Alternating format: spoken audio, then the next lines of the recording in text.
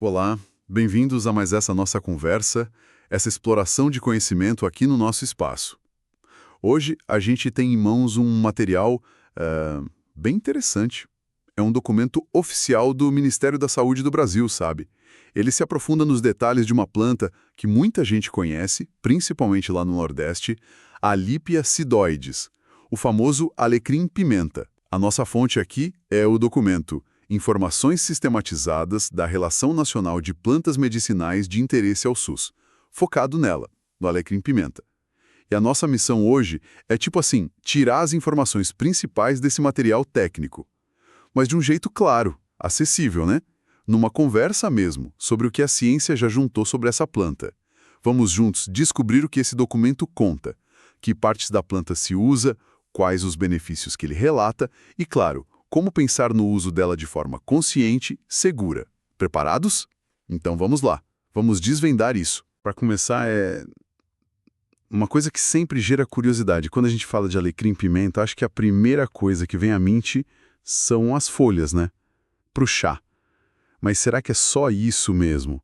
O que será que o documento diz sobre as partes que o pessoal realmente usa? Olha, essa pergunta é ótima para a gente começar, porque o documento, lá na seção 2.1, ele mostra que o uso é, na verdade, bem mais amplo do que a gente costuma pensar. As folhas, sim, claro, secas ou frescas são as mais citadas. Mas olha, a lista vai bem além. Tem registro de uso dos talos, ou caules, das flores, das cascas e até das raízes. Raízes também, nossa! Sim, e não para aí, viu? O documento também fala de brotos, de ramos, do cerne. Cerne. O que é cerne mesmo? É aquela parte mais de dentro do tronco, sabe? A mais dura. E falam também das partes aéreas em geral, tudo que está para cima da terra. E, em alguns relatos, mencionam até a planta inteira. Puxa vida! Mostra um conhecimento tradicional bem profundo, né? Que sabe aproveitar a planta de muitas maneiras diferentes. Que interessante. Então, realmente vai muito além da folhinha para o chá. A planta é usada, nossa, de forma bem integral mesmo, da raiz até a flor. Isso já dá uma ideia da importância cultural, né, e prática que ela deve ter para as comunidades que usam ela tradicionalmente. Agora, vamos para a parte que o pessoal mais quer saber, as ações terapêuticas. O que esse documento do Ministério da Saúde destaca sobre os benefícios do alecrim-pimenta, o que a sabedoria popular diz e o que a ciência já conseguiu, assim, investigar e talvez confirmar. Exatamente. E o material organiza isso bem direitinho, sabe? Ele separa os usos que vêm da tradição daquilo que já passou por estudo farmacológico. Começando pelos usos populares, que estão lá na seção 4.1, o que mais chama atenção é a fama da planta como antisséptica e antimicrobiana. Ah, isso a gente ouve bastante, né? Muito! Esse uso é relatado tanto para dentro, tipo em chá ou tintura, quanto para fora, para aplicar na pele. É bem comum ouvir falar do uso para problemas de pele ou como desinfetante para ferida superficial. E tem coisa mais específica também. O extrato das folhas, por exemplo, é citado como um enxaguatório bucal, principalmente para ajudar com gengivite, sabe? E para lavar lesão pequena. Inclusive, o óleo essencial dela é usado em sabonete líquido com essa ideia de ser antisséptico. Ah, sim. Isso a gente até encontra por aí, né? Sabonetes, enxaguantes com alecrim. Exato. E a infusão das folhas, o famoso chazinho, aí a lista de uso tradicional é enorme. Para tratar acne, ajudar a cicatrizar a ferida, aliviar sintoma de rinite e para combater infecção de tudo quanto é tipo. Pele, couro cabeludo, boca, garganta, até problema respiratório e intestinal. Nossa, quanta coisa! E não é só essa parte antimicrobiana, não. A tradição popular também fala do uso da infusão para dor de estômago, cólica, inclusive cólica de bebê, que é um uso que sempre precisa de muito cuidado e orientação, né? Com certeza, bebê é sempre delicado. Pois é. E ainda para indigestão, diarreia, azia, enjoo, gases, até corrimento vaginal, dor menstrual e para ajudar a baixar a febre. É uma planta nossa, muito versátil nesse saber popular. Realmente, uma lista impressionante de usos tradicionais. E a ciência, como é que ela entra nessa história?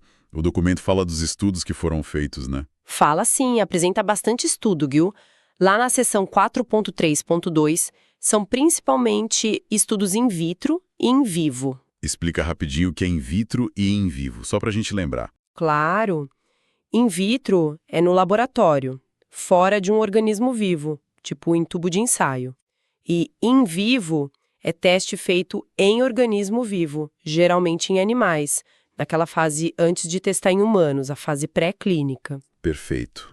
Então, confirmando bem forte o uso popular, a atividade antibacteriana in vitro é muito clara.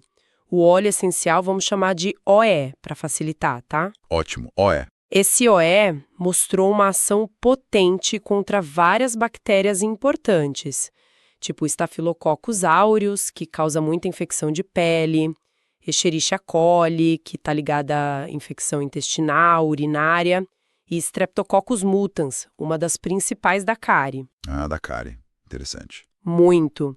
E aí entram em cena dois componentes que aparecem toda hora nesses estudos como responsáveis por isso: o timol e o carvacrol. Timol e carvacrol. Isso, são compostos fenólicos bem conhecidos por serem fortes contra micróbios. E um achado legal é que o óleo, em alguns testes, pareceu até aumentar o efeito de antibióticos que a gente já usa, como gentamicina e penicilina G, contra algumas bactérias. Puxa, isso é muito relevante. Além de agir sozinha, ainda poderia ajudar outros remédios. E contra fungos, também viram alguma coisa? Viram sim. Atividade antifúngica in vitro também está lá. O óleo agiu contra fungos do tipo Cândida, que causam candidíase, contra Microsporium canis, aquele fungo que dá micose em bicho, tipo cachorro, gato, e Malassezia pachydermatis, outro fungo de pele de animal. De novo, o óleo principal estudado para isso. E além de bactéria e fungo, tem uma área de pesquisa fascinante que é a atividade antiparasitária. Contra parasitas. Sim. Estudos in vitro e alguns in vivo mostraram que o óleo age contra protozoários, como a leishmania, que causa leishmaniose. Nossa. E o Trypanosoma cruzi, da doença de Chagas, também mostrou ação contra vermes intestinais em animais de laboratório e até alguma coisinha contra o parasita da malária, o Plasmodium berghi, em roedores. E o ponto-chave aqui, sabe, é a tal da seletividade. Em alguns testes, o OE foi mais tóxico para o parasita do que para as células do mamífero. Isso é um ótimo sinal para a segurança. Nossa, combater parasita sendo menos tóxico para o hospedeiro. Esse é um desafio enorme da medicina, né? Muito animador ver esse potencial. E que outras propriedades a ciência andou investigando? Olha, o documento junta várias outras atividades bem interessantes, a maioria vindo desses estudos pré-clínicos. Primeiro, a atividade antioxidante, in vitro. O OEE e os extratos conseguiram neutralizar radicais livres. Em alguns testes, foi até melhor que a vitamina E, que é um antioxidante conhecido, principalmente os óleos ricos em carvacrol. Antioxidante é sempre bom, né? Com certeza. Depois tem a proteção do DNA, também in vitro. Os óleos essenciais ajudaram a proteger o DNA contra danos que foram induzidos em testes com bactérias. É o que chamam de atividade antigenotóxica. Tem também atividade antiviral in vitro. O OE conseguiu diminuir a replicação do vírus da febre amarela em células cultivadas em laboratório. Febre amarela, importante também. E uma que chama muito atenção: ação larvicida contra mosquitos, tanto in vitro quanto in vivo. Confirmando o que a gente às vezes ouve falar, né? O OE e o hidrolato. Hidrolato, o que é isso? É aquela água aromática que sobra quando se destila o óleo essencial. Ambos foram muito eficazes contra as larvas do Aedes aegypti, o da dengue, zika, chikungunya, e do cólex, o pernilongo comum. Testaram até o E encapsulado, que também funcionou bem. Essa ação contra a larva de mosquito é, nossa, muito relevante para a saúde pública aqui no Brasil, né? Demais. E a lista continua com estudos in vivo em animais. Efeito anti-inflamatório ou antiedematogênico. O OE diluído conseguiu diminuir o inchaço ou edema em modelos de inflamação, tipo na orelha de camundongo. Efeito analgésico ou antinociceptivo. O OE mostrou reduzir a sensação de dor em testes com camundongos, o que sugere que ele pode agir nas vias de dor do corpo. Para dor também? E proteção gástrica ou antiúlcera. O OE protegeu a mucosa do estômago contra a lesão causada por etanol em animais. A atividade cicatrizante. Aqui os resultados são meio misturados, sabe? Um estudo com o OE em pomada não viu muita diferença, mas outro com o creme de extrato etanólico a 10% pareceu promissor para cicatrizar em coelhos. Então precisa de mais estudo aí. Precisa. Tem também modulação imune. O OE e os extratos mostraram que podem influenciar a resposta do sistema de defesa do corpo e em camundongos. E por último, ação contra a periodontite. Estudos com gel de OE ou carvacrol em ratos tiveram resultados variados para a doença na gengiva induzida, mas um estudo em cães mostrou que o OE ajudou a reduzir a gengivite. Realmente um leque muito amplo de atividades biológicas sendo olhadas. Fica bem claro que a ação antimicrobiana, a anti-inflamatória e a antioxidante tem bastante base nesses estudos iniciais, né? Validando muito daquele uso tradicional. E esses nomes, timol e carvacrol, ficam martelando. Parecem ser as peças-chave mesmo nesse quebra-cabeça todo. Agora, com tanta ação potente assim, a questão da segurança fica ainda mais importante, né? O que é que o documento do Ministério da Saúde fala sobre isso? Tem contraindicação formal? Tem cuidados que são essenciais para a gente ter em mente ao pensar em usar o alecrim-pimenta? Essa é a pergunta fundamental, né? O documento fala sim da toxicidade nos estudos pré-clínicos, lá na seção 4.3.1, e depois resume as informações de segurança e precaução na seção 4.5. É bom a gente olhar com calma. Nos estudos pré-clínicos, aqueles em células ou animais, alguns pontos chamam a atenção. Primeiro, a toxicidade para células. O óleo essencial puro, in vitro, pode sim ter alguma toxicidade para células se a concentração for mais alta. Mas como a gente falou, ele mostrou boa seletividade contra parasitas em alguns testes, o que é um ponto positivo. Certo. Depois, a toxicidade aguda por via oral. Em camundongos, a toxicidade só foi considerada moderada em doses bem altas mesmo, sabe? E aí causou sintomas tipo letargia, problema para respirar. Agora, a toxicidade aguda por via intraperitoneal, aqui tem um alerta importante. O extrato hidroalcoólico injetado direto na barriga dos camundongos foi muito tóxico. Isso mostra que o jeito de administrar é fundamental e essa via específica definitivamente não é segura. Entendi. Não é para injetar, claro. De jeito nenhum. Aí tem a toxicidade subcrônica por via oral. Teve um estudo que deu uma dose específica de óleo por 30 dias para camundongos e não achou sinal importante de toxicidade nos órgãos ou no sangue que eles avaliaram. E por fim, um ponto bem prático, a irritação na pele. O óleo essencial puro, sem diluir nada, mostrou que pode irritar sim. Causou inchaço, inflamação ou tal efeito edematogênico quando aplicaram na orelha de camundongo. Por outro lado, a alcoolatura, que é o extrato em álcool, foi considerada não irritante em outro teste. Isso sugere muito forte que o jeito de preparar e a concentração fazem toda a diferença para a segurança quando usa na pele. Entendi. Faz todo sentido. Então, a mensagem principal aqui seria: cuidado com óleo essencial puro direto na pele, porque pode irritar. Mas outras formas, tipo alcoolatura ou talvez diluído em creme e gel, parecem mais seguras para a pele, pelo menos com base nesses dados pré-clínicos, certo? Exatamente. E sobre contraindicação ou efeito adverso que já tenho visto em estudos com gente. Então, o resumo de segurança lá na seção 4.5 traz umas informações bem relevantes. Primeiro, o documento diz que não encontrou contraindicações específicas na literatura que eles consultaram. Está lá na seção 4.5.5. Ou seja, não tem uma proibição formal de uso para um grupo específico relatada ali. Ok, nenhuma contraindicação formal encontrada. Isso. Segundo, ele também diz que não encontrou descrição de efeitos adversos generalizados. Seção 4.5.8. Porém, ele cita um estudo clínico de fase 2 aí já em humanos, que usou o enxaguatório bucal com OE. Nesse estudo, alguns participantes falaram que sentiram uma sensação leve a moderada de queimação na boca e uma alteração no paladar.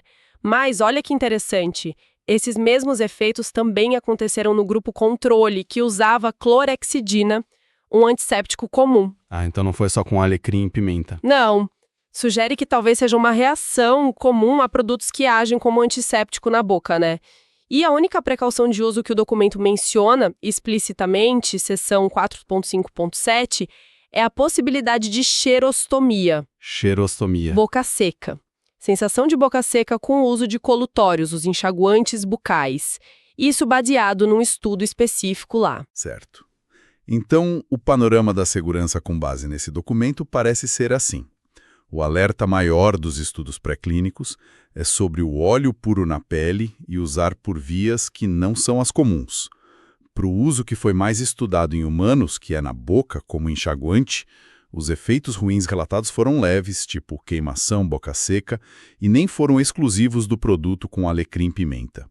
E, formalmente, o documento não aponta contraindicação. Isso dá um certo conforto para pensar no uso consciente, né?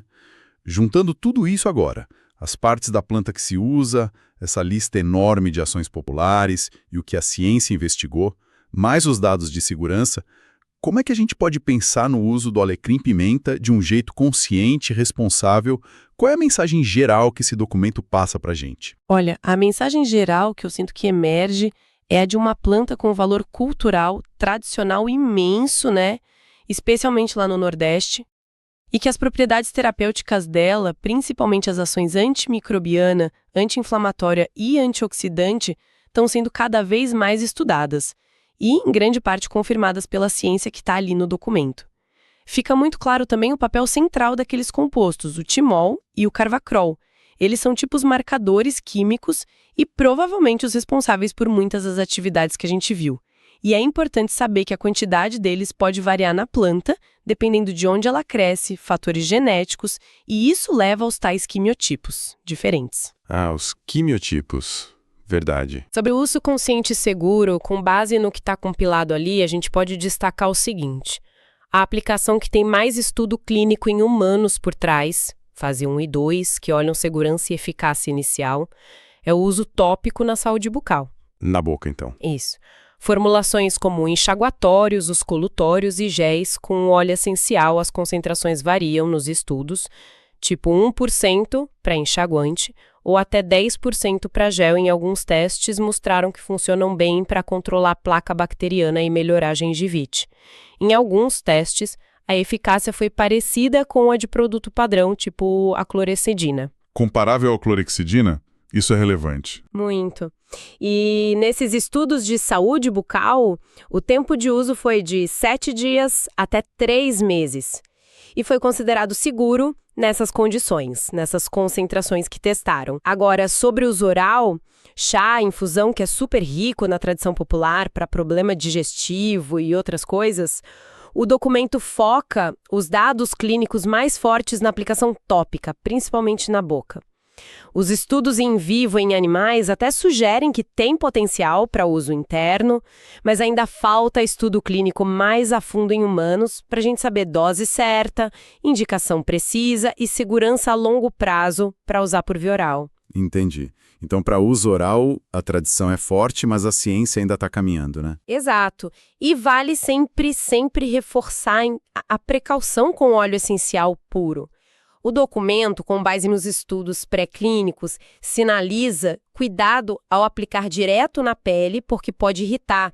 As formulações diluído em gel, creme, alcoolatura parecem ser o jeito mais seguro e adequado para usar na pele. Resumindo, o documento valoriza muito o potencial da lipiacidoides, ele mostra como a pesquisa científica pode trazer segurança e eficácia para o conhecimento tradicional e aponta, com base nas evidências que reuniu, para formas de uso que já estão mais bem estudadas e com mais base científica, como essas para a saúde bucal. Excelente. É um exemplo muito bom de como a ciência pode andar junto com a tradição, né?